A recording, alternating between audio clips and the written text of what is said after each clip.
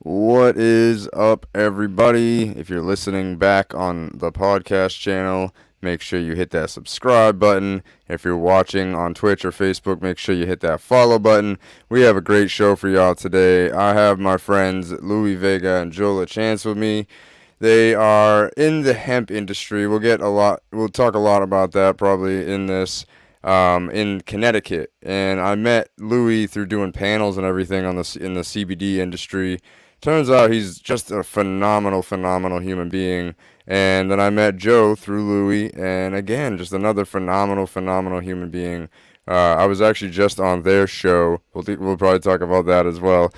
So make sure you guys hit that share button, and let's do the damn thing. I am ready to go. Wait, what? What am I doing? Created a movement, won't ruin what you are pursuing. But I wake up every morning, never yawning, cause I wake up with the intent to make the day my bitch. And I don't need to hear you talking, so just shut your lips. Cause I'ma make it, yeah, I'ma make it, I'ma make it, I'ma make it. Lord have mercy, I'ma make it. I wake up with the intent to make the day my bitch. And I don't need to hear you talking, so just shut your lips. I'ma make it, yeah, I'ma make it, I'ma make it, I'ma make it. Lord have mercy, I'ma make it. This shit is crazy, right? This shit is crazy. Oh, gentlemen, how are y'all tonight? I am doing well, Adam. How about you? Good. Lou went full dark. He's like, shit, I gotta go inside. Is Lou's, Oh, you Lou's, made it home. Good.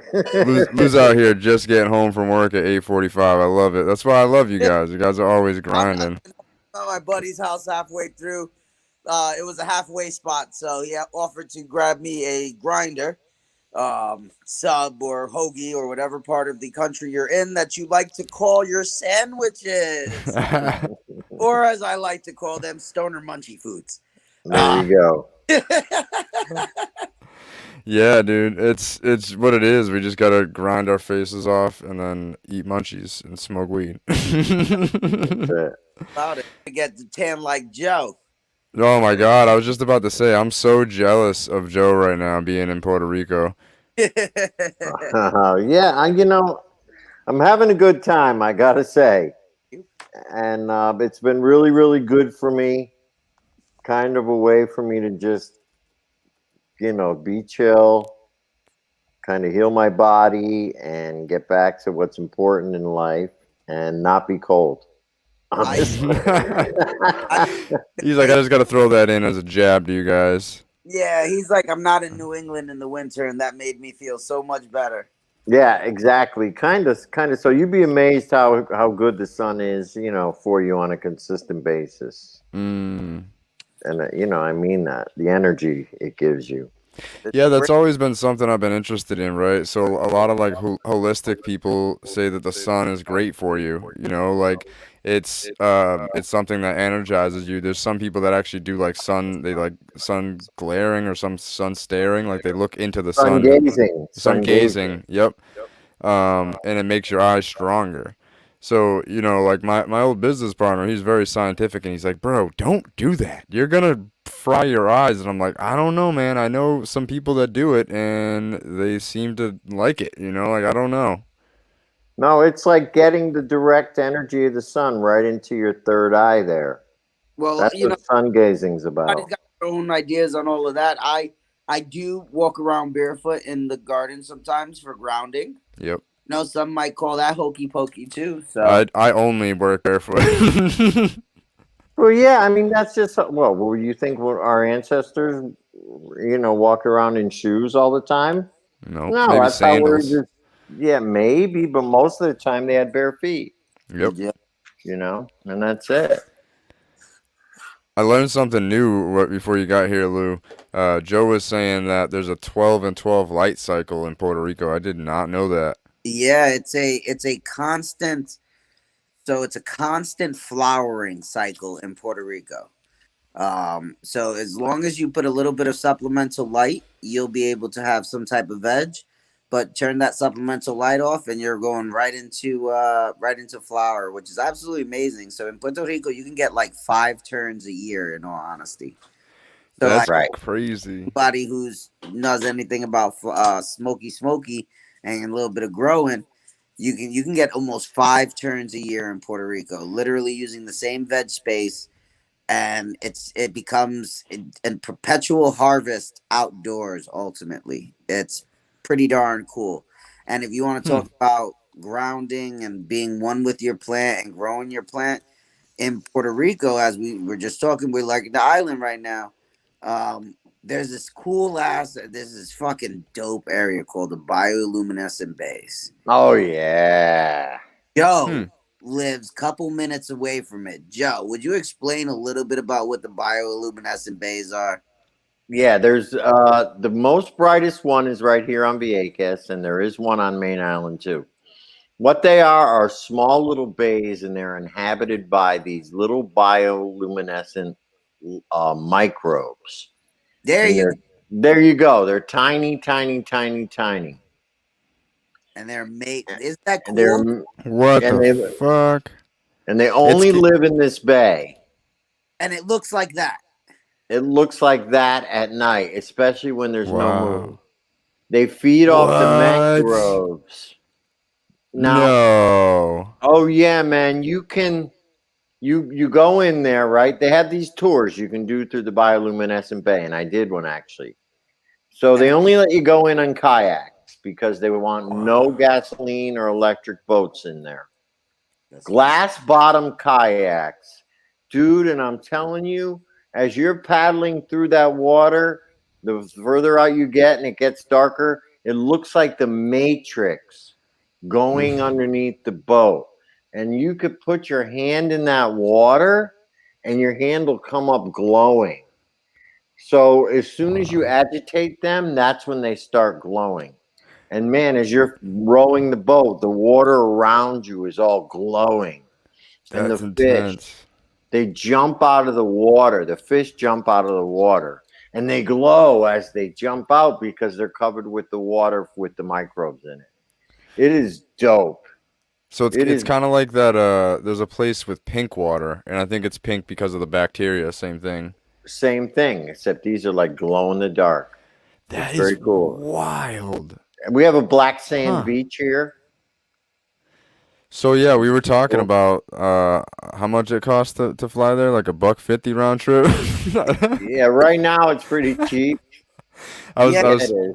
$100 and you can be in Puerto Rico, man. I was telling my Yeah. fiance, I was like, "Yo, we might have to make a trip." And she's like, "I'm just scared of flying with all this COVID stuff going on. Like, what if we got like stuck there?" I was like, "What if we got stuck on Paradise? Boo hoo!" Like, I'm I've flown back and forth to Puerto Rico a couple times during the pandemic. It was a great, easy flight. There wasn't anybody around me. I wore my mask. I did my thing. hmm Um, how this, how quick is the flight? huh? How three quick is the? hours. Oh, that's not bad. I did direct flight 3 hours, and during the height of the lowest, the bottom of the price points, I think I paid like $45 round trip. Holy shit! Yeah, it got really cheap during the pandemic. Yeah. Too bad you couldn't just like buy a bunch in advance. So you're like, damn, I, I know I'll be here, and I here. went every other month. I was like, hey, if nobody else is gonna travel, I'll travel. Um, Yeah. I got tested every time because that's what they mandated, and mm, I was negative. So what do you want me to say? right. I took Yeah. precautions. I cleaned my hands. But I'm not scared. Yeah, me neither. I'm not scared of that. No, I'm honestly. I put a post about it today that one of the leading researchers, I can't remember his name, he put up something about how COVID is going to be an endemic, which is what a cold is. It's something that just occurs all the time, Or but flu, it right? yeah, more a cold is more of an endemic because it stays more consistent and it gets people sick, but it just doesn't kill them. It's like a cold. Like if you have a bad immune system or something like that, it might kill you. You know what I mean? Like so it got me thinking, like, okay, why is this the first time I'm hearing about this? Why is this not being pumped through the news right now so we can get rid of this heinous shutdown? You know, like the shutdown has put so many businesses under, people killing themselves, drug overdoses. Like it is insanity right now, and like obviously COVID is real, but it was I think a big overreaction. big time. Overhype, overreaction.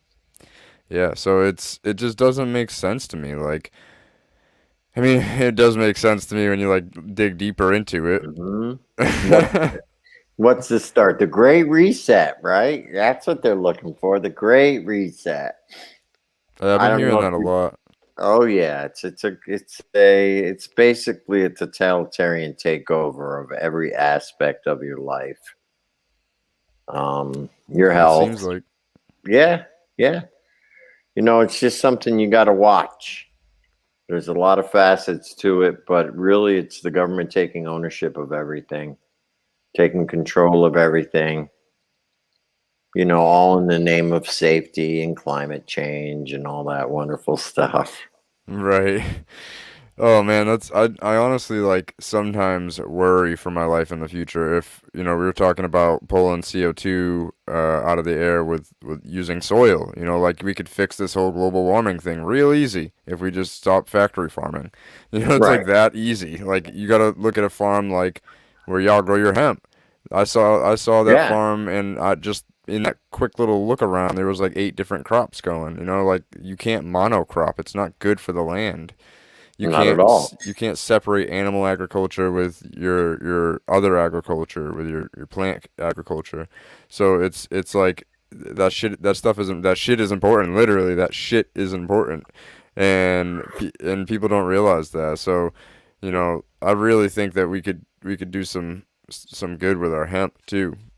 Part of what we're going through right now is almost like I think we were talking about this on our show, how we're shifting from the industrial age to the digital age or to the technological age, you would say. So we're having a technological like revolution. Yep. And part of that technological revolution has to be repairing. Now, I'm not saying everything out of the industrial revolution was bad, but a lot of the inventions and a lot of the progress that came out of the industrial revolution turned out in the long run not to be so good for the planet in general. Like petroleum being the main source of energy rather than hemp being the main source of energy. And we all know how that came about. So How? by the robber barons of the early 20th century or the early 19th century, by them directing and dictating the direction of this country and them choosing that, okay, it's going to be petroleum based country. Okay, it's going to be our electricity is going to be generated and transmitted through wires. Because we all know right during that time, there was another person who had a completely different idea about how electricity should be generated and spread. And we saw what happened to him. So you would have a wars back then on what was going to be the dominant thing because the country had none of this. Mm-hmm. So these guys took control, took advantage of their money and their power, and they literally guided the direction of this country. And they chose petroleum, they chose, electricity on wires, they chose Mm-hmm. cotton as one of the main industries, railroads, all that stuff they brought in. They were behind it all. And Mm-hmm. and granted, there was great progress made in those years. However, now here we are 100 years later, and we find out that maybe petroleum shouldn't have been our main source of electricity. Maybe we should have used hemp and not made it illegal. But that's Right. why they made it illegal, because they knew hemp was their main competition. Hemp could wipe out all their plans Yep. because their plans were to monopolize the clothing, the fabric industry, right? And Mm-hmm. hemp was a great alternative to cotton. And those brand new polyesters and all those synthetic fabrics that they were just coming out with. So, oh no, no, we got to get rid of hemp because it was their Mm-hmm. main competition. Hemp and cannabis was their main competition in the pharmacopoeia. Because a lot of people don't know, who started the American Medical Association? Who? Rockefeller. Hmm. Yes. It was just a front to get big pharma going. You notice that when they made hemp illegal and cannabis, that was the door opener, and cocaine and all the other things that used to be legal and used as medicine. Once they banned all them through propaganda, what did they do? They brought in their own versions of everything, Mm-hmm. but the All cut only, up. patent that they could patent. The only thing they've never been able to duplicate is cannabis. I Mm. mean, seriously, they've come up with laboratory versions of every other thing. Cocaine is now Adderall, right? Heroin is a morphine, or our opioids, all the various opioids. Well, those are just synthetic, natural grown coming from the opium plant. They just, I I do think there's a way, I think with a yeast that you can make CBD. yeah, you can make THC. There are other plants with cannabinoids. You're right. Yeah, exactly. It's You not can make just THC out of yeast. It's just that cannabis happens to have the highest concentration. It's easier to yes. get it out. Hey, there's Eh, other plants with nicotine in it too, but the hmm. concentration, yeah, eggplant has nicotine in it. No But the way. highest, yeah, the highest Huh. concentration is in tobacco. So that's why they use tobacco for the nicotine. Same thing, there are other plants with caffeine in it, but the highest concentration is in the coffee or the cacao bean. But it's a lot of these cannabinoids and bioflavonoids are spread all out the plant world. It's just certain ones have higher concentrations than other. You can find DMT in grass, but how much grass would you need to get a good amount of DMT? Whereas the higher concentration is in those plants I down in South America. I didn't even know that like salvia just grows wild. Like it probably Yep. grows in most of your backyards and front yards and everything. Like I'm pretty sure there's one in our backyard. I was looking at it. I was looking at the plant that is salvia that you dry the leaves and smoke, and I'm looking at this, and I'm pretty good at identifying plants. Like I'm not the best, but I'm looking at it. I'm like, that looks a lot like salvia. It does grow wild, but the one that's hallucinogenic, I think it's called diviner's salvia or something like that. Mm-hmm. Yeah, that's pretty common around here, though. Yeah, I believe it. There's other plants that can get you high around here. Plenty Yeah. of Oh, them. yeah. And I mean, there's not even just getting high, but like beneficial. There's ginkgo Oh, biloba trees medicine. that grow around. Like Yeah. it's incredible, and I wish that it could just be that way with hemp. That Like it one could of my, just grow wild, yeah, and people yep. could just harvest it and like here. All right, here. I have a moringa tree right in my front yard. So moringa is one of the most healing herbs you can find on this planet. But I have Hmm. one growing wild.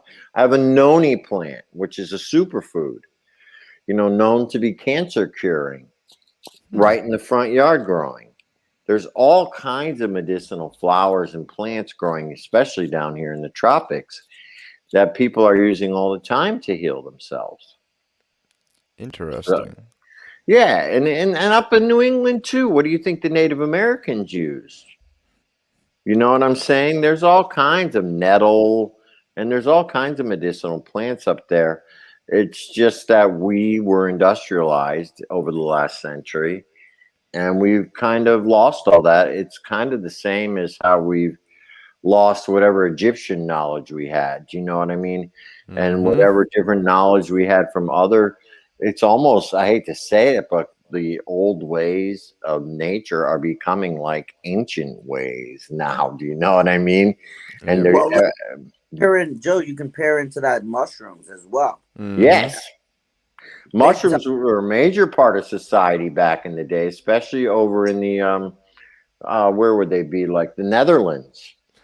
Yeah, there's some that say that that's what really led to the advance of human civilization is the Yeah. discovery of mushrooms.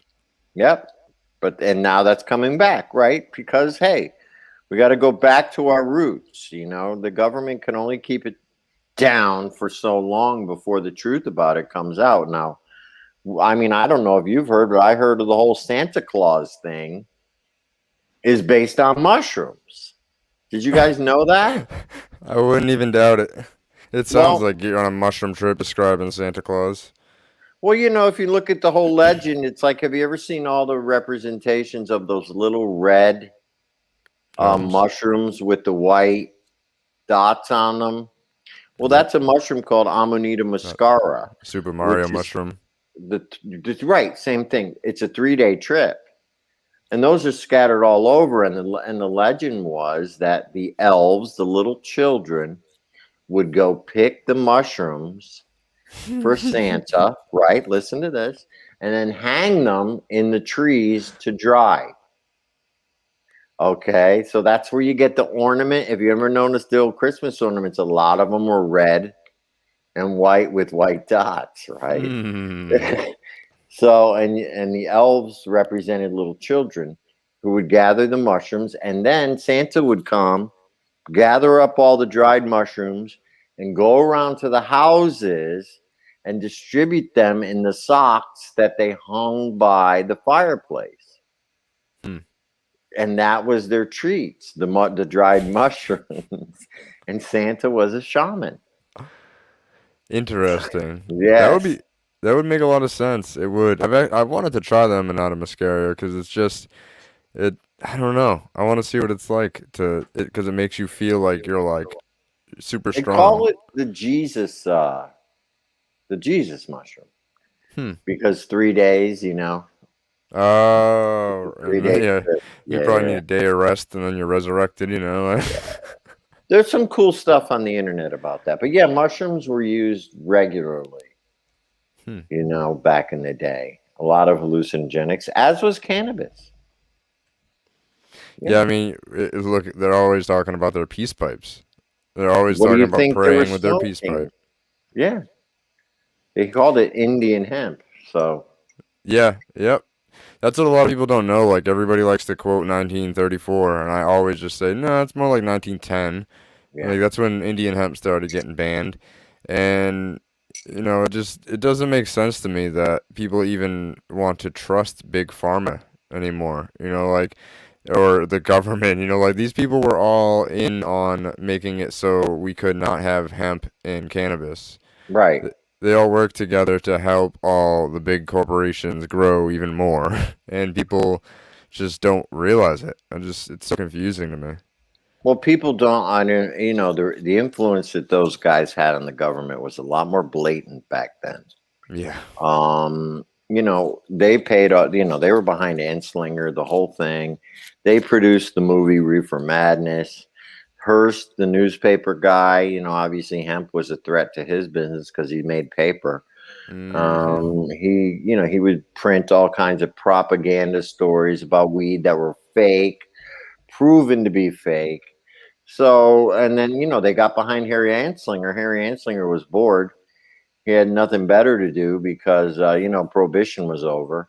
So, oh man, now I can't go after bootleggers anymore. What am I going to do? Oh, here, psst, psst, Harry, marijuana, terrible, terrible. William Hearst went right in his ear. Oh, we got a good one for you. You got to go after marijuana. Okay, I'll go after marijuana, and here's $100,000, to make, to Yeah. help fund the campaign. Yeah, what we'll do is start these private prisons too, and this is how we keep black people down. This is what we do. Pss, pss, pss, pss, pss. Oh Like yeah, it's and it's all been all the systemically planned. propaganda. Ah, You know remember that marijuana. Yeah, they Hmm. changed the Yeah. name from cannabis, which used to be on the little vials that you got from your doctor. Now all of a sudden it's marijuana, Yeah. evil. No, it's no more medicine. Oh, okay. Okay. Yeah, I hate that term so much because of that. And Right. people are like, it's just a word. I'm like, come on, fam. They knew what they were doing back then, Yep. just as much as they know what they're doing back now. Are they not playing the same crap to keep us divided and mad at each other? How did they get the white people all up in arms about marijuana? Oh, it makes the black man think he's as good as the white man. Oh, the Mexicans are going to come and rape the white woman and bring that devil weed. It's the same shit now, Mexicans are going to steal your job. It's like the Hey same Joe, playbook. hey Joe. So Yeah. just I guess it perpetuates the stereotype. But I remember being in college, and me being a Latino man with some weed. There were plenty of white women that I enjoyed in college that we were good friends. So I don't know if I perpetuated the stereotype or what to do, but I'm dead. I was from New York City. I was in college. It was like they were like, "Do you smoke weed?" I was like, "Of course I do." They were like, "Do you know where to get weed?" I said, "Of course I do." They was like, "You know how to roll this weed?" I was like, "Of course I do." Will you smoke with me? Oh, no Of problem. course I will. Of course I will. Okay, well, hey. Hey, when you see me and my father, don't say anything, okay? Yeah, just keep this between us. He doesn't need to know, all right? Yeah, right. It ain't that cool. He ain't that cool. Don't worry about it. Oh man, that's so funny. I perpetuated the stereotype. Oh Yes. no, I'm the person Harry Anslinger hated.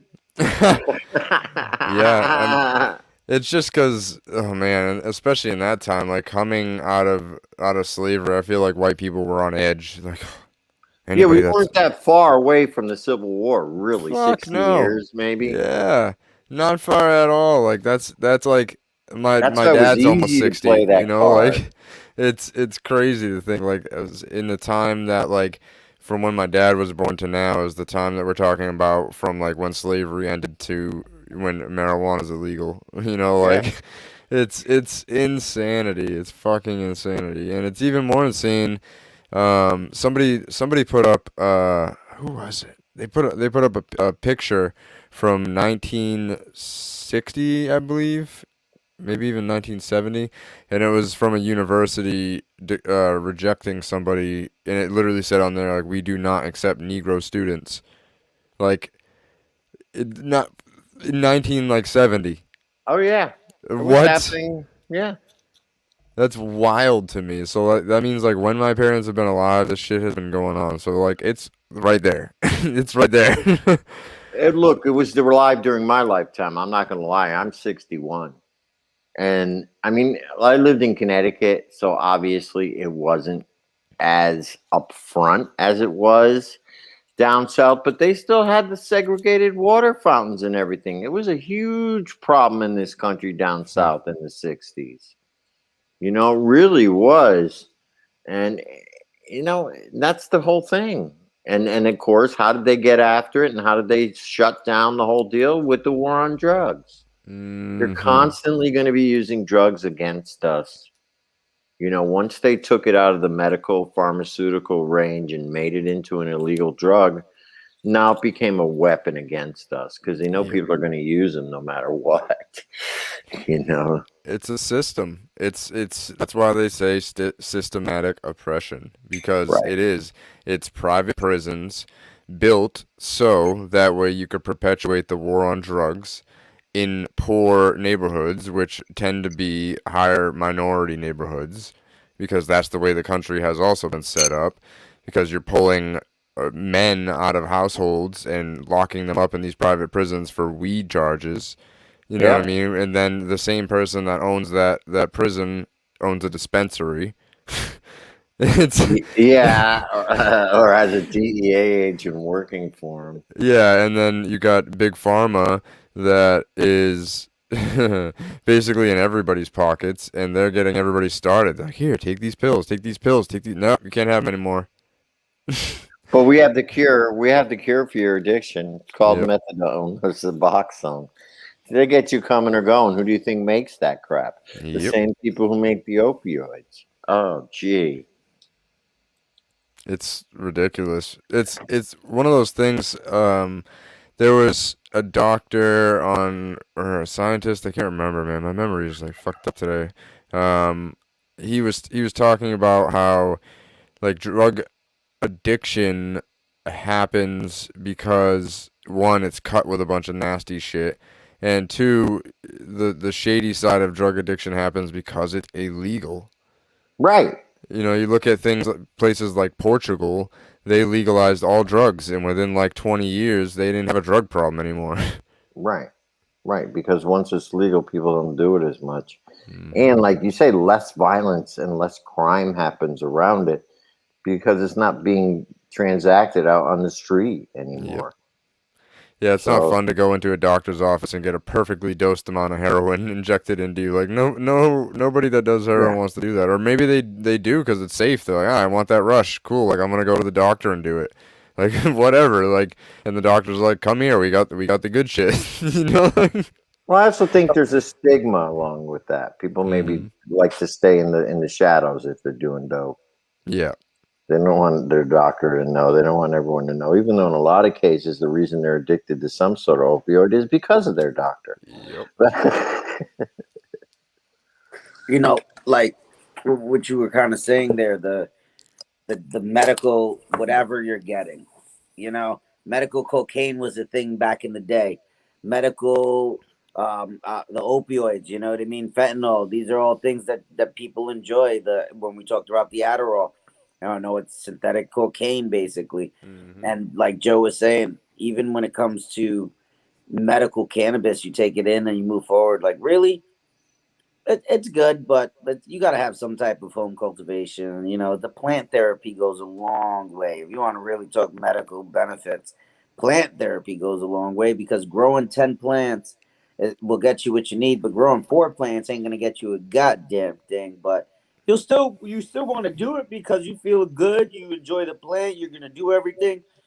You know, it takes you 5 months to turn that little tent that you got for 4 plants, and you get 2.5 ounces. Two Yeah. half It's ounces is not going to last you Well, another I think it's the month. same as factory farming. Large scale cultivation reduces the quality of any plant, just like large scale cultivation reduces the quality of the food that comes from it.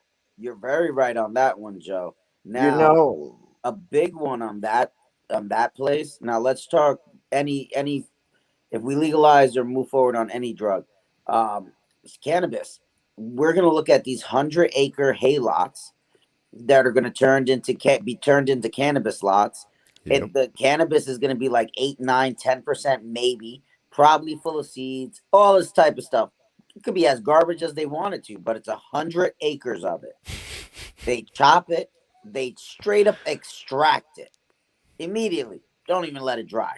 Forget that. What are you talking about? We just run it through a dryer, put it in.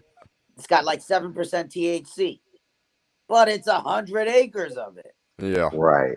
The amount of mass produced straight up distillate that's going to be available through these large washes, and it's just going to be hmm like distillate, distillate, distillate, distillate, distillate. It's already happening. You see it like a lot of people think that distillate is boof because a lot of distillate is boof because there's no terpenes in it. Because what you're saying, they run it through a dryer, they bake off all the terpenes, and then you're left with garbage. But if you can make THC distillate the same way we do with our CBD distillate with alcohol or something that does not kill all the terpenes, like But not on their massive scale. They want to use the CO2 blast, right? yeah, Oh, and it, a lot of it is ethanol. What I'm talking is that ethanol extraction. So even then, you get that 100 acre plant going, and they're just running it right through ethanol, yeah, washing ethanol, and then when it doesn't even matter if it's garbage starting product or not, because now you get all the way to the end product, and all those different terpenes will be there. There'll be one huge,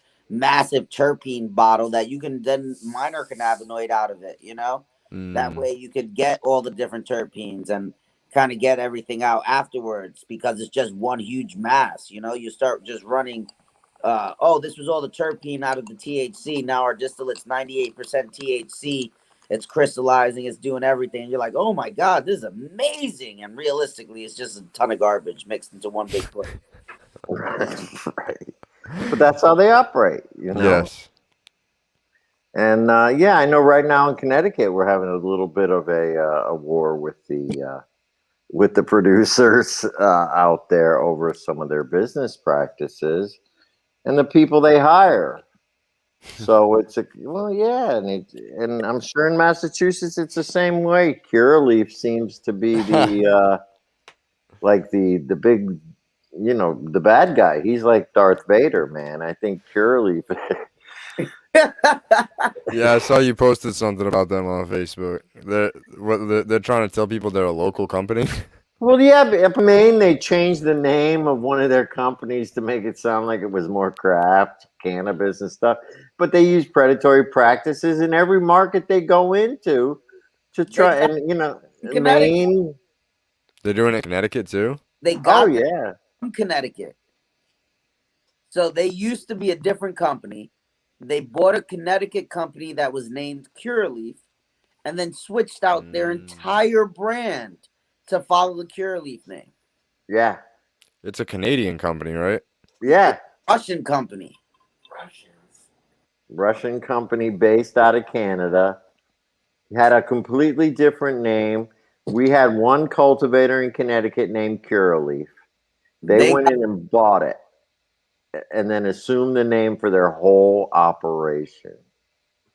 they So it bought actually originated here. intellectual property. They love the name. That's how it Yeah. goes sometimes. Mm-hmm. Yeah. Those people got mega fucking rich, those Connecticut It was people. like $100 million deal or something like that. And and Damn. and plus whatever they're probably collecting is a tiny piece. If they were smart. They just sold and took a salary. That's it, huh? They weren't smart.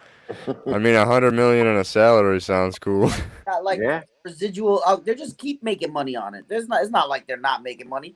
Yeah. It's the big boy cannabis world. We're nowhere in that realm, and No. it is what it is. But there's a lot of money being exchanging hands at the top. Oh yeah. Yeah. Curaleaf is a big operation. They want to be the Frito-Lay of cannabis. Mm. Hmm. Frito Lay's The is ma- owned by Pepsi, though, right? The Frito-Lay is owned by I think Pepsi, right? it's funny. I used to have my medical card here. It's just kind of a waste because the dispensaries are meh. Most of them. There's like 3 good ones, 4 good ones that are owned by us. Um, People like us. You know what I mean? Like, but I've found seeds in 3 of their strains that I bought when I was a medical patient, like trying out different dispensaries to see what's what. And I've that's the only dispensary I ever got seeds from. Like I didn't even know that was like legal. Well, how about getting mold in one of your strains? Imagine if you went to Walgreens or CVS and you picked up your penicillin or your whatever your pills are, and you open up the bottle and the pills were moldy. Would you like not hit the roof? Or if you open up your cough medicine, it was spoiled, it had slime in it. Well, we've run into that here in Connecticut. Curaleaf has gotten mold violations, and they've actually gotten away with putting some out there in the market. So yeah, but imagine if they want to make these medical programs so strict and so regulated. Imagine if you went if you applied some of the crap that happens in the medical marijuana industry to the pharmaceutical industry, right? You go pick up your prescription. Oh no, no, no, no. We don't have penicillin today. Why don't you take Ciprio? That's an antibiotic. That'll work just as well. Don't worry. We don't have what your doctor prescribed, but we have a substitute for you. Maybe in a week or two we might have the penicillin. It really depends on what the pharmaceutical distributor sends us. Really. I mean, I don't know what happened in Mass up there, but shortages constantly. Yep. You can't get the same strains on a regular basis. They'll have something for 2 weeks, really good that works for your diagnosis, and then they won't have it again. Ever. It's like, right, and now you got to go find a whole other strain.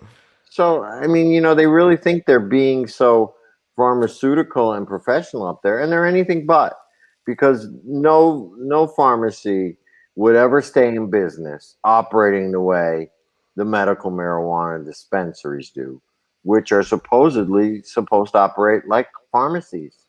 They make them hire a pharmacist on. Really? Oh yeah, that's why it costs so much to run a dispensary in Connecticut. You know how much pharmacists' salaries are?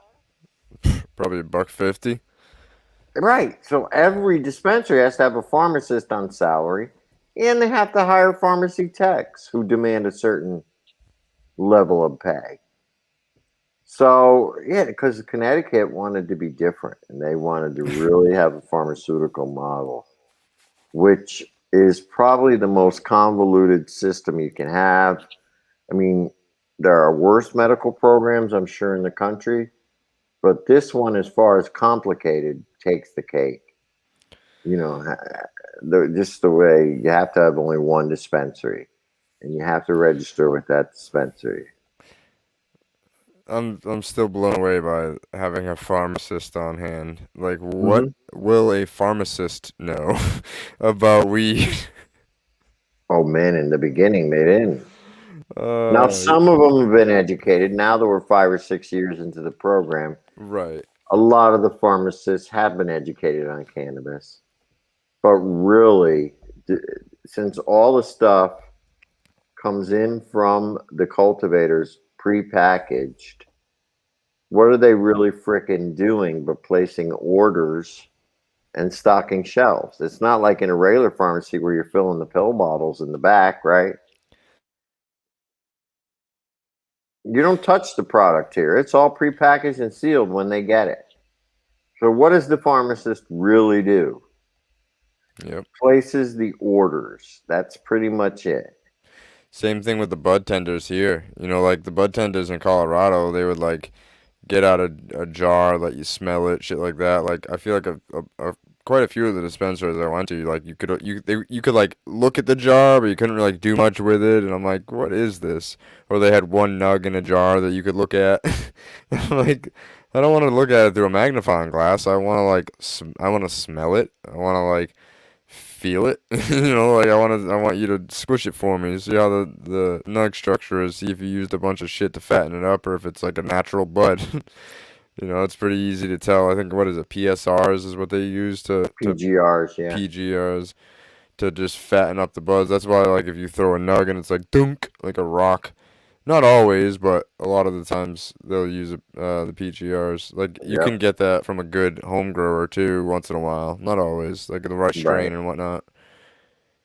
But Yeah, well, in Cali, I was out there in, I guess it was 2009. And I was a medical patient out there, man. They had, that's all it was. Big giant jars of whatever strain you wanted. They would open the whole jar right in front of you, stick it under your freaking nose. hmm They had the magnifier, but you could also pick it and look through it.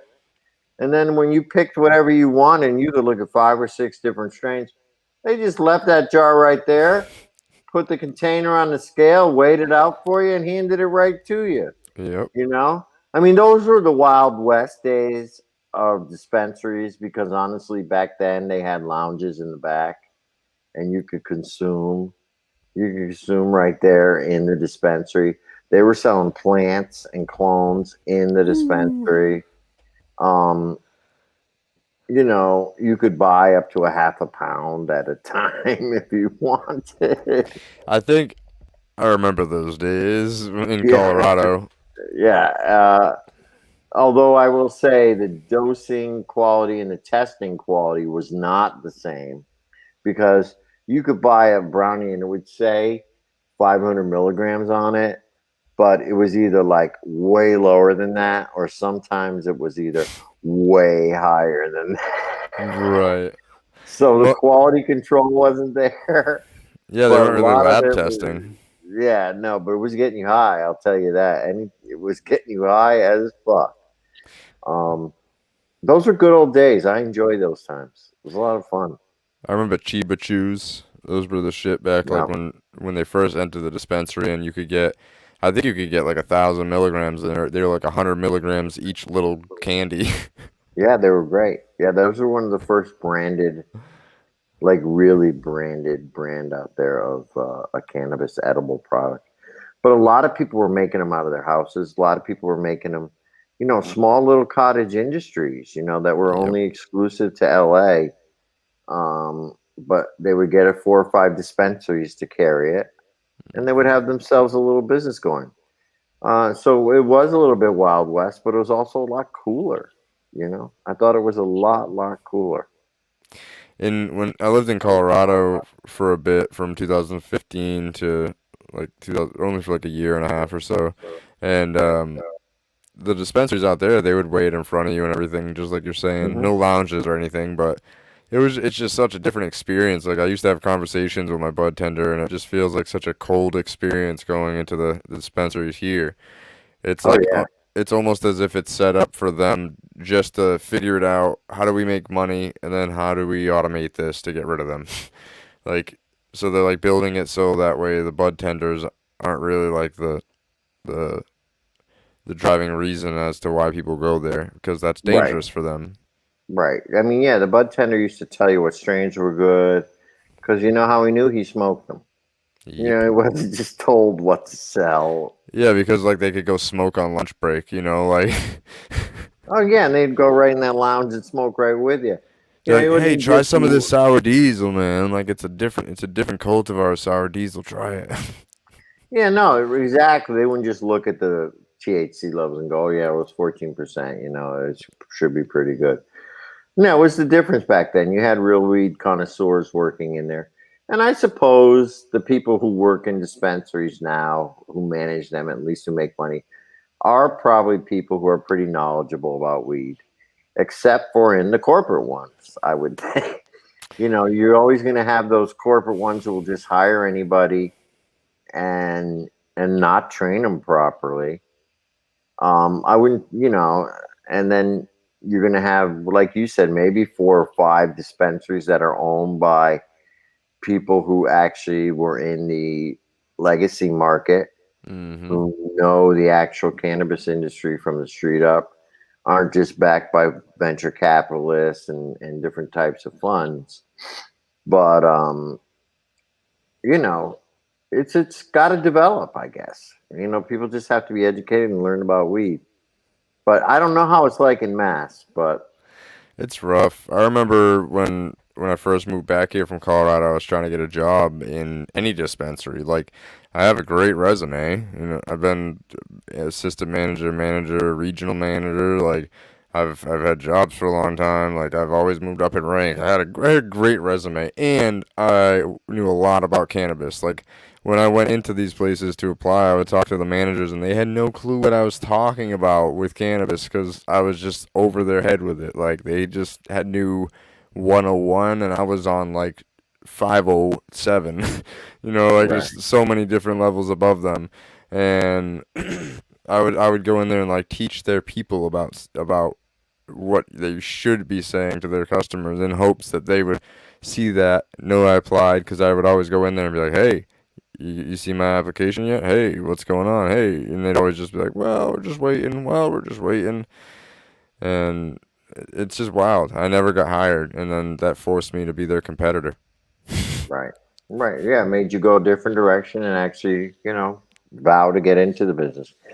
Well, I wasn't. I was shut right out of the game here in Connecticut. Really? Oh yeah, because I had a felony.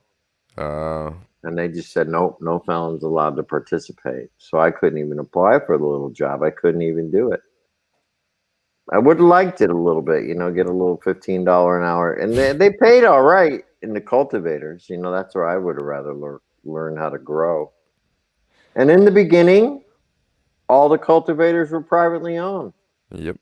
And then little by little, Bought the out. big guys started to come in and buy them up. So now we only have one that's owned by a smaller company. But we should have a lot more than 4 growers anyway. There's only 4 growers in the entire state of Connecticut. Yep, 4 big growers for Yeah. 19 different dispensaries and almost 50,000 patients. Yeah, let's just say the quality of medicine isn't the greatest and the quantity of medicine isn't the greatest because they can't keep up. This program's, it was designed to maybe satisfy 10, 15,000 people the way it's set up. And the thing in Connecticut is it's we have they in the law it says they're supposed to give out 10 licenses, but they Hmm. have chosen not to release the other 6. And that is because the 4 growers here keep telling them they can handle it. Don't worry. You don't need to license another grower. We have it under control. We're building extensions, We're building new rooms. We're expanding. We can handle it all because they want to keep a monopoly. Yeah, here's a little something, Yeah. something. And they did it the way they even wrote it into the law where they could get into the game first. They have that much influence Jesus over the Christ. legislators, with their lobbyists and whatever they do to make things happen. Yeah, they're going to get there. They want them to be able to get into the game first. So they can jumpstart the industry and get their money first, right? Because they know if they have to set it up from scratch, Mm-hmm. it's going to take a lot longer to get it going. And then that's a lot longer that the state has to wait for their tax money. This way, if they can just give the already existing growers and dispensary a new license, an additional license to be recreational as well, well, then they can get the recreational business product out there right away, or quicker. Because it's going to take them a lot less time to set up. They're already set up. What What's is it like in it? Puerto Rico for cannabis? Um, the products are pretty good. I've been impressed with the flower. I did have some vape cartridges from here. I liked them. Their edibles were okay. So I would say the products are good. The system seems to be pretty simple. You can get your card online, and there seems to be a good amount of dispensaries. What I hear is that they have a little bit similar, the same problem is that they need more cultivators here. Mm. Yeah. And, but as far as I know, I've only been to the dispensary a couple times here. Um, I think the quality of the product is pretty decent. Hmm. Prices are okay too. What are the laws like? Is it similar to the U.S.? Yeah, for a medical marijuana state. You have to have a card. You have to be a resident to be certified. There are limits to how much you can buy per day. I don't know exactly what they are, and how much you can possess. There's limits. So it's The not good thing, legalized, it's just medicalized. yeah, but the good thing is they got reciprocity. Hmm. So you come down here with a Connecticut card, like I can go down and go walk into a dispensary. I don't even need to register. I don't even need to get a card. I can walk in with my Connecticut card and my ID, and I can buy. Hmm. Yeah, it's like Rhode Island. Yeah. Which is funny because Massachusetts isn't. I'm pretty sure Maine and Rhode Island are both reciprocity states, but Massachusetts isn't. Like, It's why do you gotta not. be an asshole? Why do you gotta be the asshole in the middle? Like, just have reciprocity. What's the big deal? Like, you have a They're more just complex some system? assholes. Yeah. And I'm surprised they didn't do it to keep people into the medical program because I know one thing they're very concerned about in Connecticut with legalization is that it's going to water down or almost eliminate the medical program. And so what they're doing in Connecticut is putting laws in at the same time they're putting the legalization laws in for reduction of fees or elimination of the fees to the state, reciprocity, home grow for patients, and the ability to go to more than one dispensary. So all these are new things that they want to add to the medical marijuana program to enhance it and to make it more enticing for people to stay in it. You know what I mean? Rather than jump into rec programs. So, they're making it what it should have been from the beginning. I guess that's the good thing about medical here in Massachusetts is like when I had my med card, I could go into any dispensary, and Right. and I'd be good. I mean, usually they make you register and whatnot, but after that, you never have to do that again. No biggie. Yeah, it was the same way in Cali. You can go to any dispensary no matter where you were. And Connecticut, it's not a big state, but if I'm at one end of the state and I'm doing business or I'm hanging out in another end of the state and it's like, hey, I want to grab some weed, well, I can't, because it's not my registered dispensary. So So ridiculous. it is. I don't know. I hope someday all this changes, but I just don't. Oh, I think we'll see the changes. But I, again, it's like anything else. The government is going to want to regulate the crap out of it. oh yeah, make money. How many small cigarette manufacturers do you know nowadays? Zero. You know, what do you got? American Spirit is like the only one that's not, but they're even huge now, but they're the only one that really, otherwise it's the big guys, right? Marlboro, Newport. Same thing with the beer industry as it used to be. Back in the day, there was a certain period where all you could get was Miller, Budweiser, Coors, 5 different brands of beer. And then I'm talking way back in my day, my friend, the 70s. Mm, And there were no real small breweries around because the big companies took over because the government allowed them to. It's only until recently with the advent, I think it was Sam Adams, who was really the first craft beer to come out, that they've allowed for a small craft brewing industry to emerge. But for the longest time, it was monopolized by four but or five big brewers. yep. And then whatever you could import, with the Heineken and the Amstels or whatever, but those weren't, that would be like, same thing with automobiles. I mean, so eventually what happens with these companies is the big guys come in and they buy up the little guys, right? And they swallow them up. Look how the food Mm-hmm. industry has happened, right? We were talking about Frito-Lay and Pepsi. Well, Frito-Lay used to be its own little independent company owned by Mr. Frito and Mr. Lay. Well, guess what? Big company came in, bought them up, turned them into a corporate entity. Same deal. It happens in every industry, and that is going to happen in the cannabis industry. So You, I was curious, and I looked up who owns American Spirits, and it's Reynolds American, and that's who makes Newport, Camel, Pall Mall, right, Misty, Grizzly, Kodiak, like all them. right. You look at who really owns anything, right? Look behind the real ownership. Yep. Philip Morris, R.J. Reynolds, and Laura Land. There's three. That's it. There's no small craft cigarette companies. Hell no. Because they made it so expensive to get in the game with regulation and licensing fees, that only if you got to have money to play. Oddly enough, I was looking I think I was just stoned one night and I was looking into getting a tobacco license for Massachusetts, and I think here it's pretty painless. To grow it. How Yes. much is to process it and Oh. sell it as cigarettes? Mm-hmm. You know what I mean?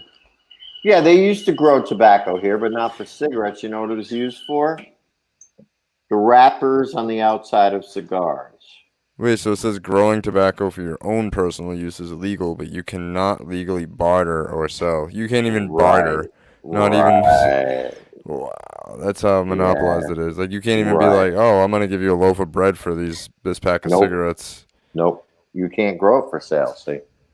Just gotta give it away. Yep. And then Wow. so it's so regulated and so controlled. And that could happen with cannabis. You already see what's happening here. Mm-hmm. They outprice the licenses. And then who's going to be able to play? Just the big guys or the people who can get a hold of money.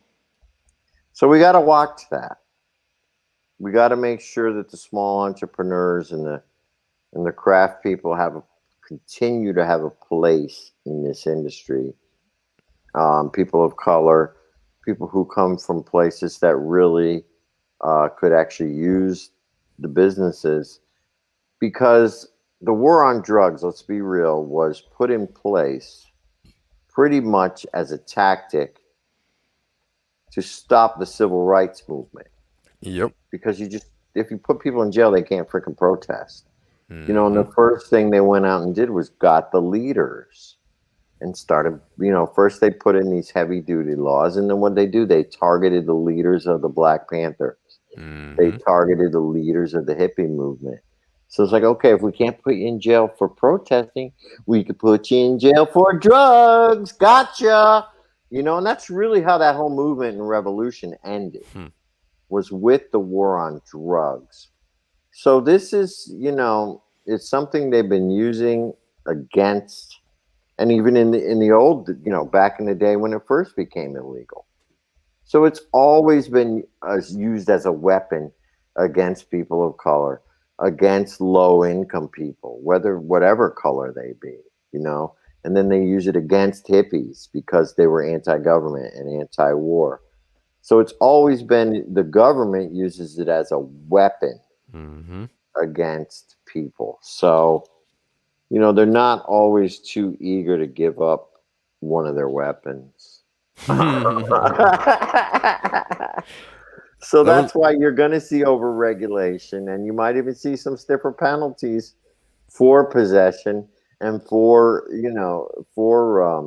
illegal selling. mm-hmm. That was one of the most interesting things about Trump's presidency was signing the hemp bill. Yeah. Like it was kind of, I feel like that was a big fuck you to the Republican Party from him because they didn't want that. Well, I didn't. Wasn't Mitch McConnell behind it though? Yeah, I think he was. I think he Okay. misunderstood what it was. No, Mitch McConnell is from what's I think Kentucky, right? Yeah, I think he thought it was only for fiber. True, but he also has interest in the hemp farm in Kentucky. Kentucky Mm, at that point was one of the biggest makes sense. growers of hemp in the country. So he stood and his state stood to make money on it. Mm, So yeah, you're right. I do think he did not really quite understand what CBD was, but I also think he didn't really give a shit nope. because it was going to make his state money. So, And him money. and him money personally, and probably a lot of his cronies. Oh yeah. Oh, believe me, before they do anything like that, they make sure they have their piece and that their pockets are going to be lined out of it. Yep. You know what I mean? John Boehner, who used to be the Speaker of the House, now is a big shareholder in Acreage. So I mean, they all they buy into the industry, and obviously being in government, they have the inside track of what laws are going to be passed and what regulations are going to affect what industries. So they know which ones are going to be supported by the government and which ones aren't. And Mm-hmm. they get their dollars in there in the early stages. Believe me. That's usually how they do it. Get in early, and then they keep changing the system whenever it starts to work for us. Right. Because they don't want the common man to get rich. Even Nope. though they'll tell you can. Oh yeah. Look at what's happening with the stock market. Rags to riches. Yeah, yeah, rags to riches. Sure. It's And not possible. It's just hard. it is. It's possible. Not that it doesn't happen. Um, but there's also, depending on how rich you want to get, there's also a lot of compromising you have to do Mm-hmm. on your way up. And depending on what industry you decide to get into, yeah, there are plenty of people who did well in life, got fairly rich, and never really had to do anything illegal or anything immoral to get it. Mm-hmm. It's a small percentage. Yep. However, no matter what scale, even in the small or the big time construction guy in the small city, who's the wealthiest guy in the city, he probably did some illegal or immoral things to get there, whether they were be on Yep. a small scale or a large scale, like the government does it. But that's just how it goes. Sometimes, depending on what you're striving for, you have to compromise who you are, and you may have to do some illegal things. And, a lot of us are not rich, I think, because we're not willing to do that. You Right. know, you know what I mean? I'm not willing to do that. I'm only willing to go so far for money. Right. You Same. know what I mean? And one of them is does not include destroying the environment and destroying people's lives, killing or hurting other people, taking from people what I don't deserve, stealing, robbing from. But the people who really, they don't have those same limits. They don't care if people Nope. die from their actions. They Nope. don't care if the planet gets hurt from their actions, even though they pretend they do. Oh yeah, no, they really don't, because it's called collateral damage for them. And all it means is that hey, look, that's just part of the game. It has to happen in order to make this happen. So if 3,000 people have to die in order for us to get this Patriot Act in and get more control, Mm-hmm. well, then 3,000 people have to die. C'est la vie. It's collateral damage. Mm-hmm. And if 200,000 people have to die from this virus in order for us to get this new control and this new vaccine, this whole, well, then 200,000 people have to die. Yep. You know what I mean? And if the planet has to suffer because we have to drill the ground to get our fuel supply and our energy supply, but we get rich off it, well, then, c'est la vie. The planet has to suffer, and we'll just keep putting holes in it and telling people it's fine. Yeah, I don't agree with fracking at all, but it was definitely interesting how quickly Biden and Harris like went back on them saying because they're like we're not banning fracking. We're not gonna ban fracking. We're not gonna ban fracking. It was like day not even one, and they're like it banned. Keystone pipeline gone. Well, it, let's be real. Oil and petroleum has had its day.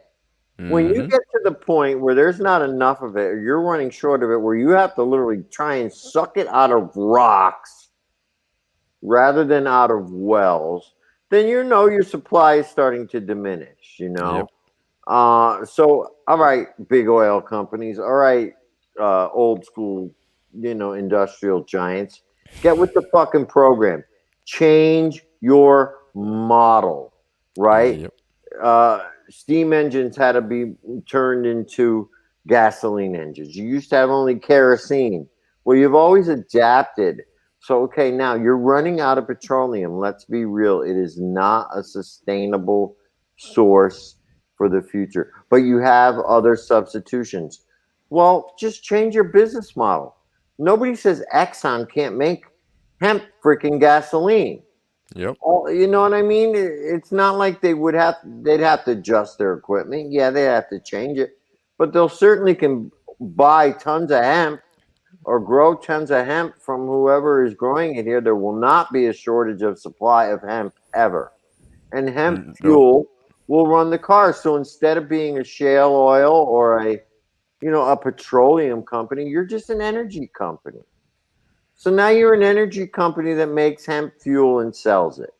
Because Yep. Lord knows the holdup with getting hemp industrialized is the fact that there's nobody who has plants and equipment set up to make it because it's Right. such a new industry. However, there is already oil refineries. So why can't they just be adjusted to refine hemp into fuel? Hmm. Don't tell me. I mean, I know hemp is a little bit harder to process into fiber than, let's say, cotton or whatever. But don't tell me some of these cotton factories, places that have been making, out of other fibers, don't have the same, wouldn't just need some minor adjustments to start making hemp fiber too. And this is where they have to see, or even we're talking energy, solar, wind. I mean, there's no reason that any of these companies can't add solar to their repertoire. There's But really no reason why cotton even exists. Like you could grow bamboo. Like at bamboo is much bamboo, better to wear than cotton. right? So it's a question of the people with the money and the people who already run these Mm-hmm. industries changing the model and just realizing that they can adapt and convert their already existing industries to start using these sustainable materials. Like you say, you can use bamboo to build. Mm-hmm. You know what I mean? So why not use it to build A hempcrete is stronger than concrete. So what's the holdup? I mean, do you make that much money off of concrete? Is it that much of a staple in construction that you can't use a new material? Before they were building with steel, they were only building with wood, right? They used to build log cabins until they found out they could process wood and make it stronger. Right. So come on, man. It's just time to adapt to a new way of thinking that is because I was saying at the beginning of the show, a lot of what this digital and technical revolution is about is undoing the damage from the industrial revolution. Mm-hmm. Undoing the shit that we did. Really. Oh, plastic is so great. Yeah, plastic is so freaking great. But Because it's when a I was waste growing product. up as a kid, paper bags, paper cups, paper straws, recyclable bottles. I mean, your milk, you return those bottles every week. Mm-hmm. Diapers were sent to a service and washed. Okay, somewhere in the 70s, all of a sudden, everything was plastic, plastic. Oh, you don't need paper bag. Here's these new plastic bags. Yay, let's use them. Oh, no more paper straws. They fall apart. Here's these new plastic straws. They're the greatest, and this is what they're feeding to my generation. And it's like everything that we know is bad now was pushed as good. Yep. Like artificial flavor. Ooh, artificially flavored to taste like strawberries, but not really strawberries. Look how we progressed. We learned how to make flavors out of it, and it was like, ooh, science. And now here you find that artificial flavor, those artificial sweeteners that they were so proud of creating turn out to be fucking poison. Yeah, and beaver I and mean, beaver butt secretion. yeah, turned out to be freaking poison. Yep. And now we turn out there was no need for recycling, right, in the 40s or 50s because everything was made of paper. Pretty Mm-hmm. much, they were already recycling bottles. The age of the tin. So now all of a sudden in the 70s and 80s, whoa, we got to start these recycling programs. Why the fuck do you need to start the recycling program? Well, because of all the plastics. Well, why did you replace all the paper with fucking plastic and styrofoam? Oh, well. Ass backwards system. And so now here we go. Paper straws are coming back. Yep. Paper, everything is coming back because it's sustainable. But how about hemp? How about Yep. hemp straws? And again, these companies that are making paper straws can easily switch over to hemp. But you know what I mean? So that the holdup is not just the fact that we aren't able to, have these plants and all these production facilities ready. It's the fact that the ones that are all in existence aren't ready or willing to convert over to using a new source. Right. Especially the paper mills and everything though. Like if they can turn trees, hard wood into paper, then they They could could sure easily. turn hemp. Mm-hmm. Right. Right. And a lot of people waste their fiber. Especially CBD hemp growers. A lot of them just Waste it compost. Yep. because they have no one to send it to. Yep. But yet these paper manufacturers could take it Free or cheap. Like very cheap. or on the cheap and process it, and it would be better for the environment. They wouldn't have to cut down a ton of trees. I'm Yep. sure it costs a lot more to farm trees and grow trees than it does hemp. Takes a lot longer. It takes a lot longer to Especially grow a like what good you're talking about with Puerto Rico. Like you can get 5 turns a year. turn. You can't. Yeah. That's like getting 100 turns before you get 1 turn of Yeah. trees. And so why cut down all those trees? Yep. It just doesn't make sense anymore when you have the replacement right there. And Yep. it's just really changing more people's minds because the laws are there. They've changed it. The laws are right there in place to make everything good for us. It's just a question of when is everyone else going to get on board? Right. Why do we have to start from scratch? Why is it we have to wait for new plants to be built that can process hemp into hempcrete, that can process hemp into wood, that could process hemp into oil. Why aren't they allowed to be processed at already existing plants that are processing the similar products with some minor adjustments? I'm sure you'd have to change things around a little bit, Yep. but that's what progress is all about. Right.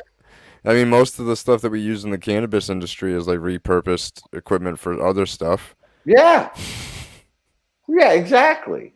So I mean, we do it, but I think the old guard is so worried about losing their seat at the table, at the head of the table, right, and having to move over a couple seats. That they're going to kick and scream and use every tactic they can, to keep us in line and keep their way and keep their pockets lined, just like what happened with Robin Hood, right? Mm-hmm. And they weren't even subtle about it. No, they said We're just shutting it down. Nope. No, we're taking $2.3 billion away from y'all. Fuck you. Game over. Fuck you.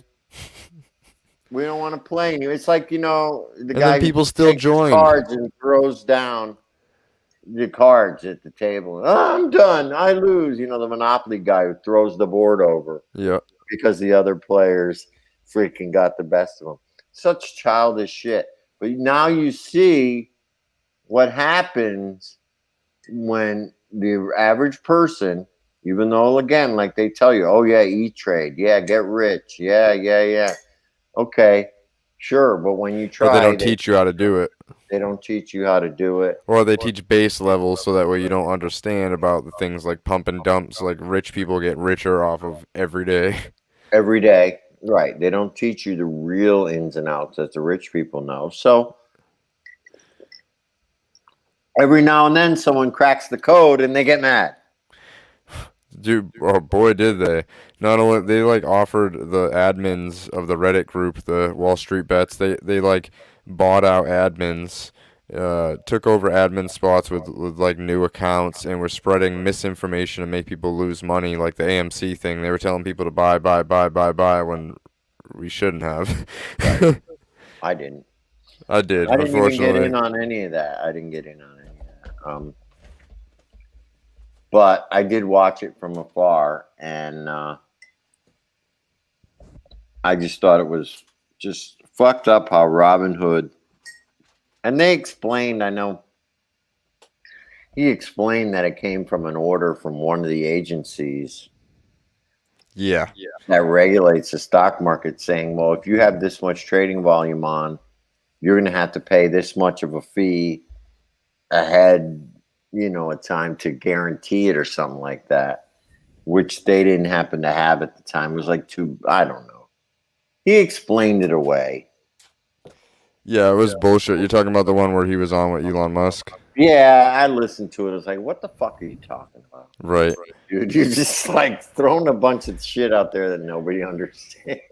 Even Elon was like, okay. Yeah, what does that even mean? But I actually live streamed like that whole conversation because that room, they only accepted like 6,000 people. It got full in like 10 seconds. Oh, the clubhouse. Yep. But I was stupid because smart people, they did overflow rooms in Clubhouse, so then they got way more popular on Clubhouse and they built their accounts now.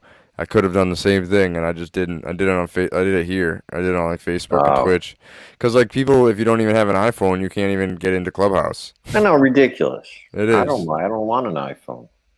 I have one. I mean, I have a MacBook and an iPhone and all that stuff, but I use a MacBook, but I don't use the iPhone. I like Android better. I only like them for how much more secure than Android they are. They seem to care just a little bit more about security. And I mean, I'm sure they're doing shit with all of our information still. Of course they are, because they can't control what Google does with your info. They can't control what Facebook does with your info. It's what we go out through the Apple computer. Yeah, maybe they're a little bit better with what you keep on their cloud. Yeah. And on your device. But once you're out there in the internet, it's the Wild West. Yeah, I will say they do. I have had this computer for about a year, and I've never had a computer this long without having some kind of like crazy virus or something on it. Because it's kind of like impossible not to. But there's been a couple times where it like alerts me, like it's Yeah, happening. this Like, I like. Yeah, I have my MacBook I'm talking to you on right now. I do like yep, it too. I've had it for a while. I like it. I use a Chromebook as well.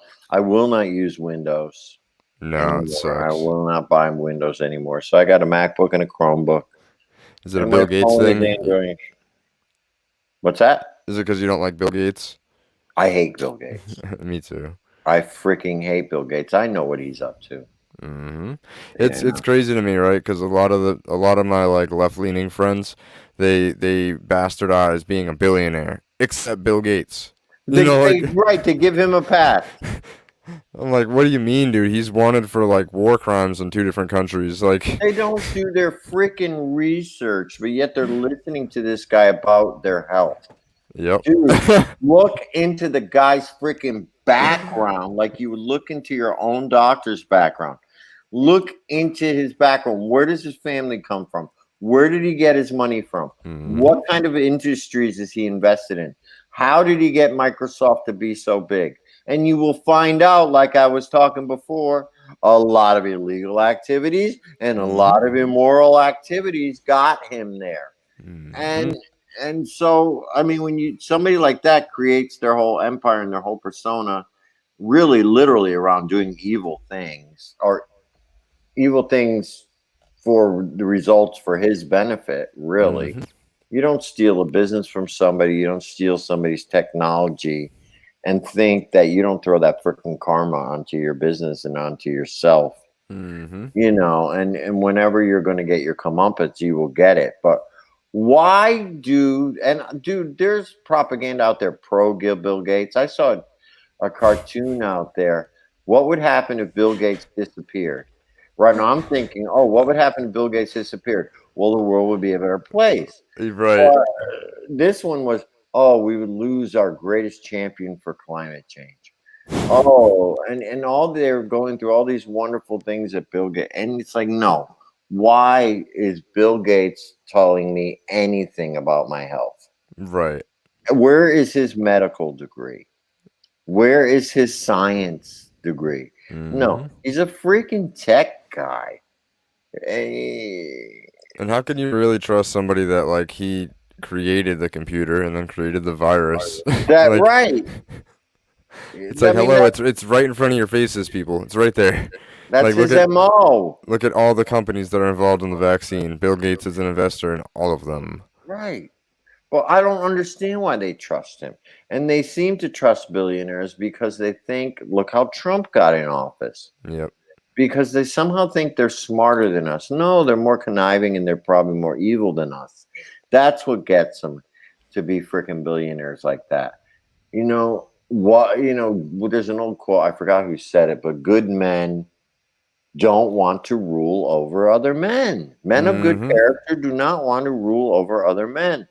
Politics is like a last resort freaking career. It's like for people who have no fucking talent, there are a bunch of losers in politics. Seriously. Yep. It's the guy who finished third in his class or 30th in his class with no friends. Wanted to be an actor and wasn't good enough. Wasn't good enough, right? Was just one of those people who was just not quite good enough. And that's so what do they do? Oh, I'll go into politics. Oh, right, because it's easy. And hmm it's kind of it really is it's a low level freaking career choice, if you ask me. Yep. As Because they far as get being a groomed and human being. indoctrinated. Yeah, I mean, who wants to rule over other people? Nope. Not people with good intentions. Nope. Certainly not. I've made jokes about running for president, but only because like it's so disgusting out there. I know it would never happen because they would just be like, "Well, look on this podcast where you said you did mushrooms and sold a bunch of weed." Oh Like, yeah, you couldn't even get city council, bro. I have a buddy that's in city council that like we was in the shits, like it's But yeah, hilarious. he probably did it in a time before it was all This documented. was last year that he got the position. No, I mean all the shit he did. Oh, yeah. Yeah, I mean, there's documentation somewhere, but just not about him. It's hidden, right? Yeah, and sometimes getting into the belly of the beast is the way to fight it and the way to change the system. But also sometimes getting into the heads of the public. And really, the only way you're going to make a change is when, there's strength in numbers. Mm-hmm.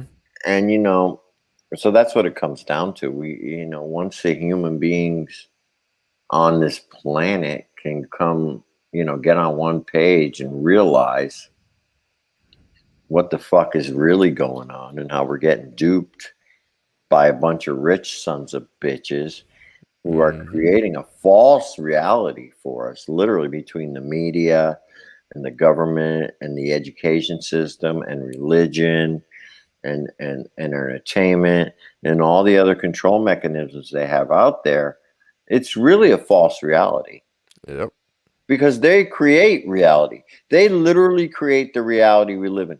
Without them, I mean, yeah, maybe there wouldn't be a lot to do, but reality would be a whole different thing without them, right? Right. So, I mean, human beings are not meant to be competitive, but yet we've been programmed to Hmm. be competitive.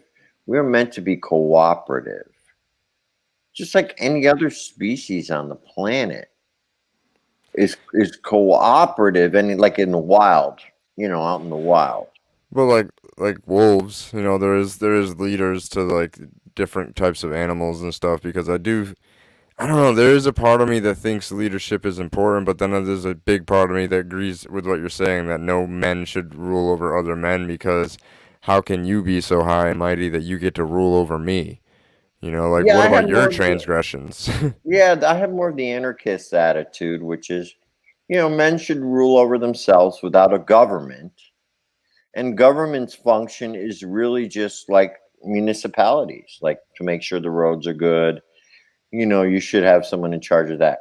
You should have someone in charge, just like, but not to tell people how to think The and good how parts to of act. socialism.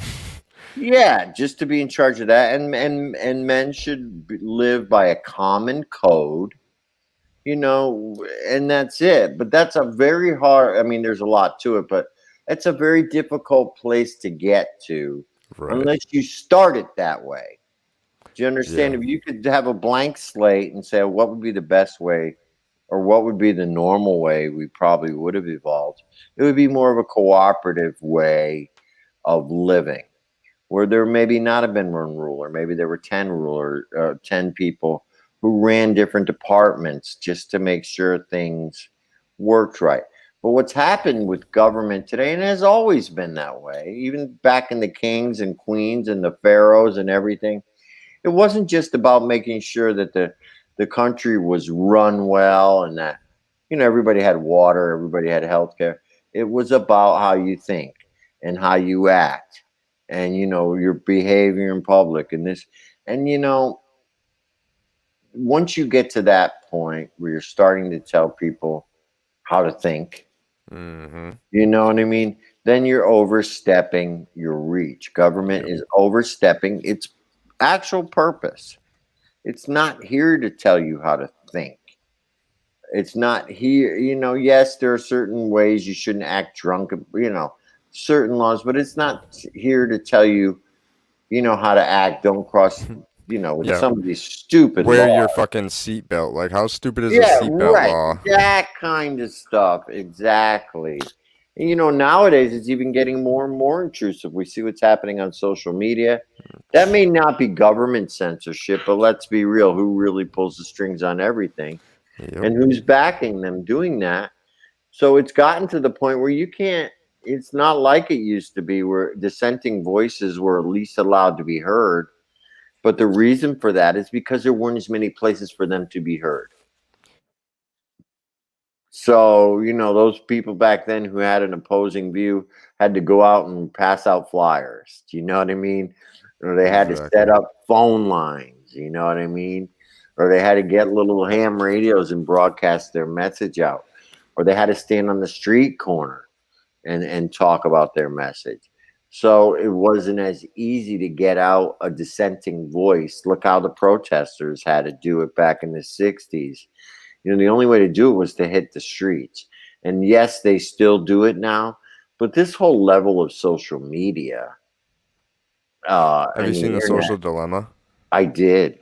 I Yeah. did. Because it's like social media at its core is an amazing thing. The amount of The friends that I've met off concept. social media, the concept exactly. But then you bring into it egos and power tripping and like maybe One where you maybe have to he monetize people's data. yeah, when you bring advertisers into it, it gets too complex and you can't do good when you're beholden to other people's money. No. And it's right. Well, especially you need other people's information to make your money. Yep. And Yep. then you got to constantly be farming it from them and draining them of their money. And so, and then now they're at the point where they're literally like censoring people like crazy. If you want to say something different than what the official narrative is of the mainstream media, because they all seem to be toe stepping in line with the same narrative, of what Hmm. the government says. They all seem to be stepping in line with the same narrative and the same message. And anybody who doesn't think that same way or tries to speak out about it gets shut down right away. Now, what do you call that? I call that fascism, Hmm. and But they call Trump the fascist. well, yeah, that was a nice diversionary tactic. Yep. He was a little, I mean, I think he was a fascist. I think he was a white supremacist. Um, but I also think people who got, what did they say? Presidents are selected, not elected. Oh yeah. So I believe that anybody who gets into that seat has the go ahead from the real powers that be. So he wouldn't be there if they didn't want him there. Honestly, there was a purpose for Trump to be in there, and you see what he did in 4 years. Oh yeah. Divided He like super shot quick. right quick. We're not the same country we were in 2016 when Obama left, for sure. So he did what they wanted him to do, and now he's got everything shook up, and now they're ready to accept more control.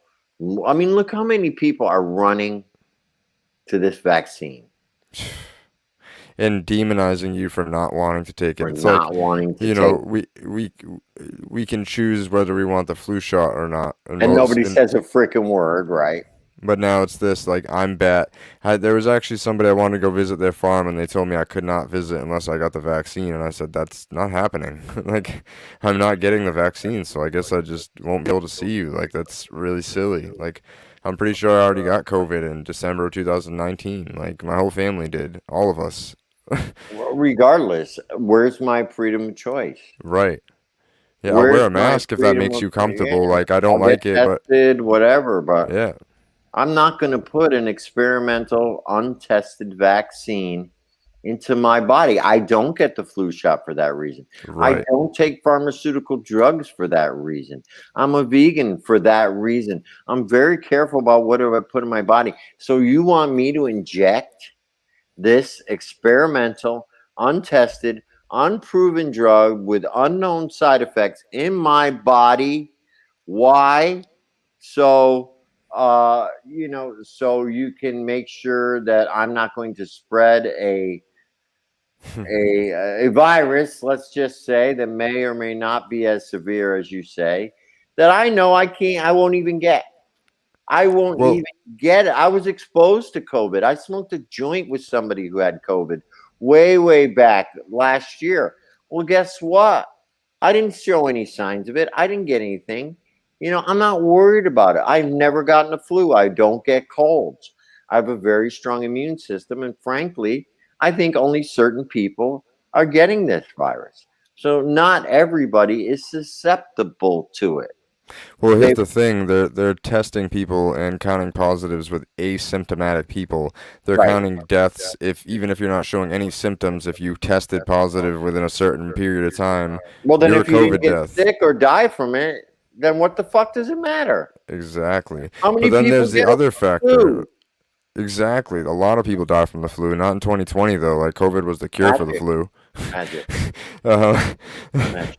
um, What was I gonna say? No, so the other part of it is I do think more people died in general because, and realistically, if you look at like the total numbers, it didn't really, it went up the same exact progression as it has year over year for the past 25 years. No, they So, died from ancillary causes, yes. suicide, freaking, Well, overdosing. the thing about it is being scared does Oh affect your immune yeah, system, and absolutely. being stressed affects your immune system. So people are getting, so the people that are getting this, almost everybody I know that's gotten sick with COVID, like not just gotten it tested positive and didn't even know what was going on, but like actually got sick and was worried, were people that were already paranoid and worried and scared and like Right about just, getting it.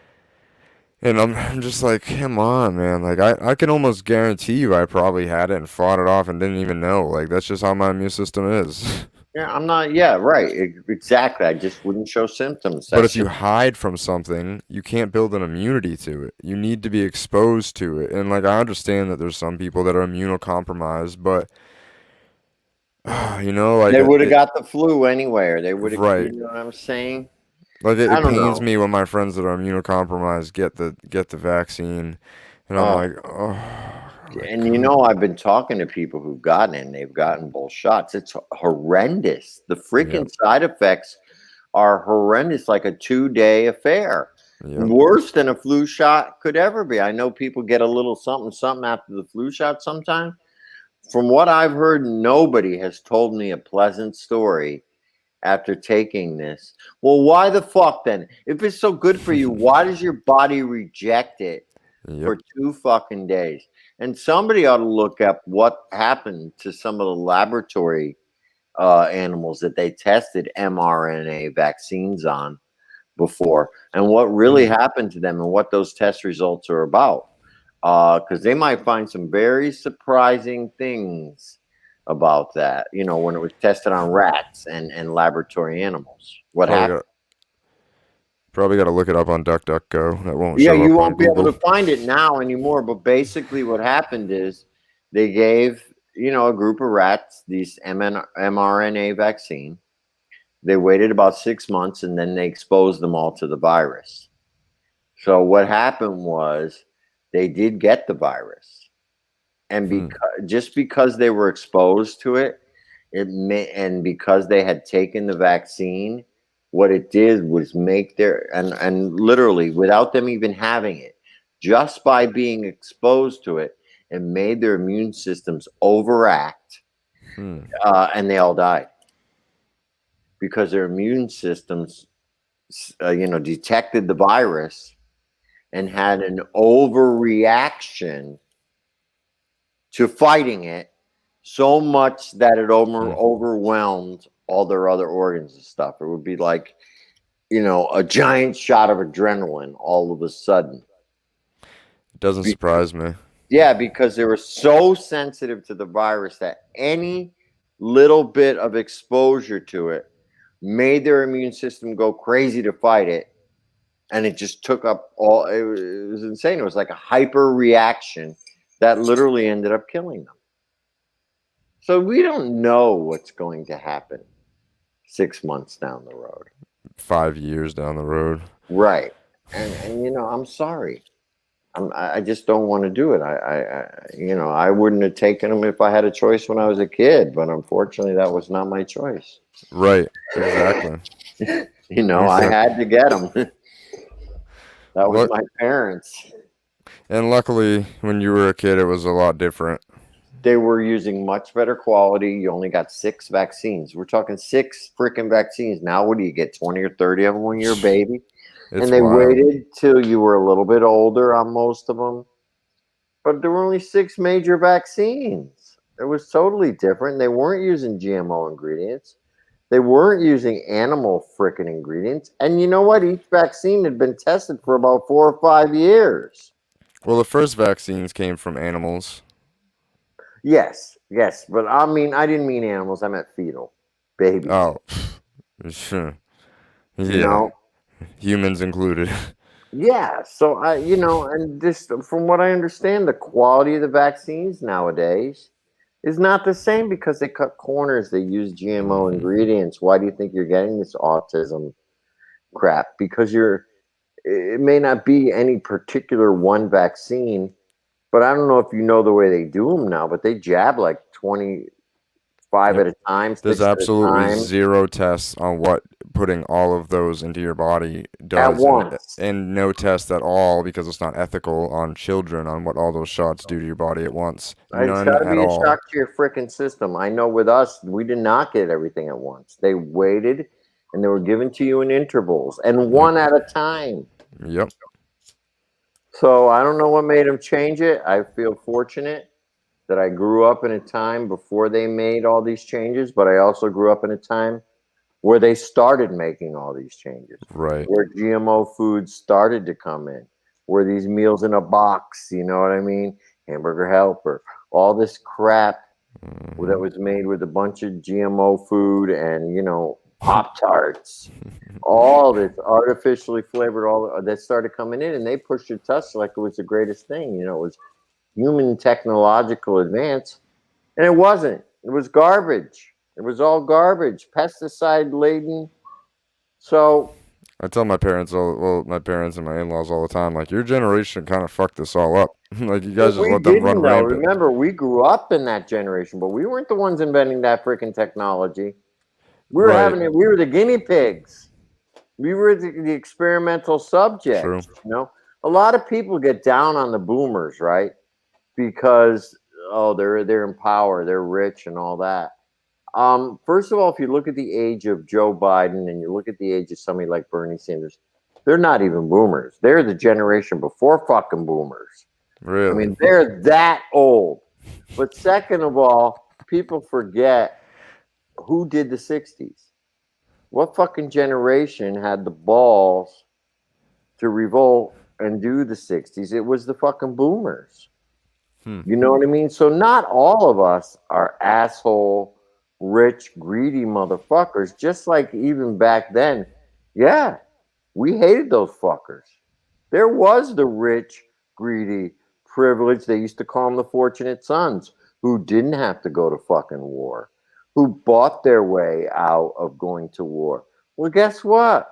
They're the sons of the same people who were running the country back then Right. who are running it now. I mean, this is just the whole thing where these people, they may be in age boomers, but they were they were the asshole boomers. Yep.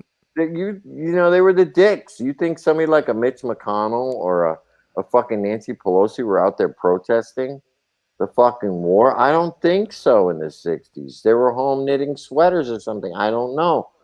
But they were the nerds. They weren't the cool people. So people forget there was a whole segment of the boomers. Damn, Nancy Pelosi's 80. Like, she was even the Right, generation okay. before the boomers. Right. They're in the silent generation. We're talking my parents' generation. So you can't even call them boomers, and people don't realize that they're older than freaking boomers. It's the same thing with millennials, right? Like, millennials get a bad name, and because they think that it's like the 2000s kids, and it's not. It's my generation. It ended in like 94. Right. Right. So who is it? It's the Mark Zuckerbergs. He's a fucking millennial. He's an asshole. Yeah, You I'm a know, millennial. he's close. Money-lennial. He's close. He's right on the board, but right. People have they forget about a whole generation in between the boomers and the millennials, which is Generation X, which, Yep. if you want to blame any generation, was the one that brought in all the freaking technology. True.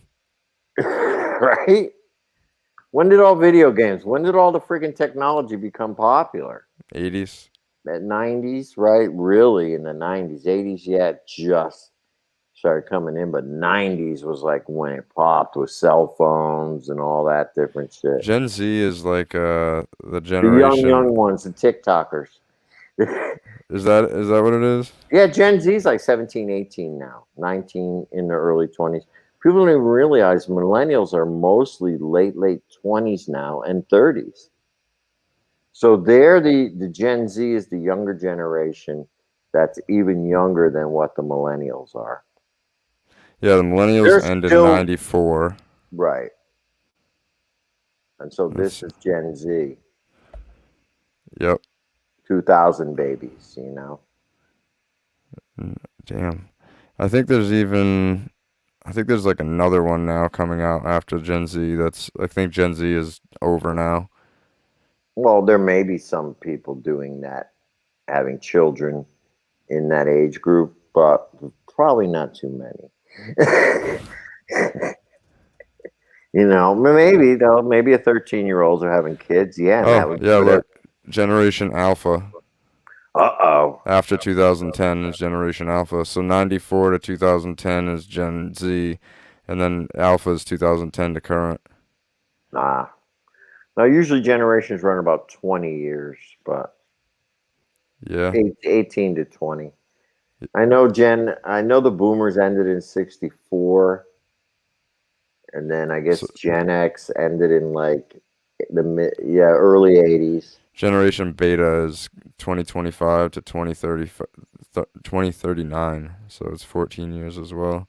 Yeah, So it about looks like that. it's 14 years as a. So it says generations today span 15 years. Ah, yeah, because that's when they figure people are starting to have kids at 15. Mm-hmm.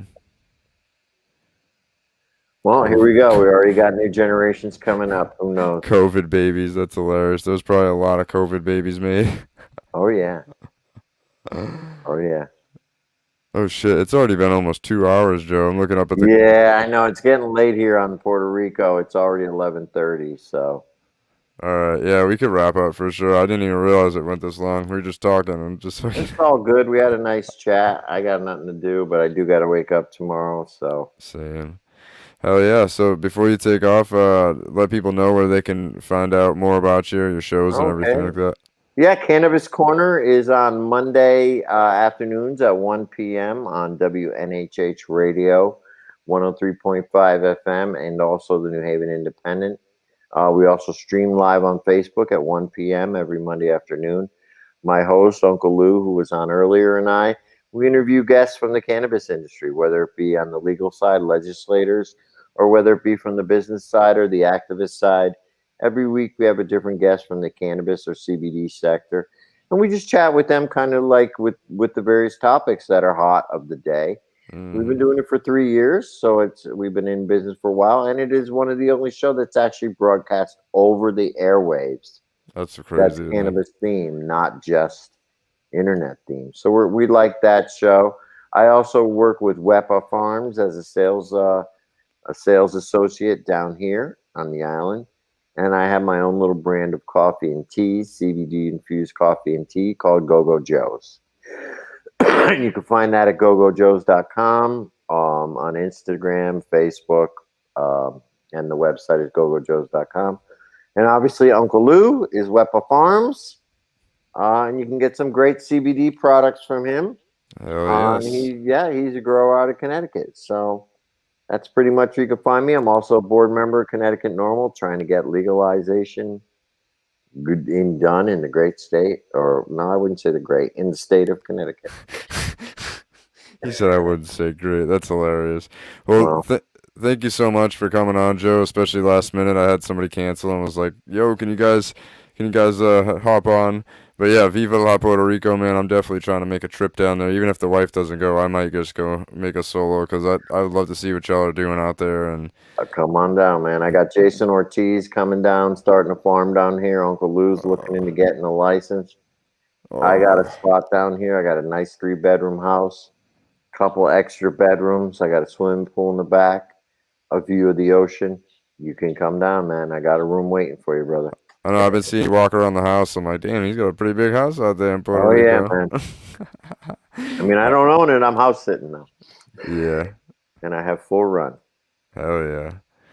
Well, thank you again, Joe, and to everybody watching out there. Make sure again you follow and subscribe if you're listening or watching. And as usual, good morning, good afternoon, good evening, good vibes to you. All right. Peace Stay happy, healthy, and high. Peace out. out.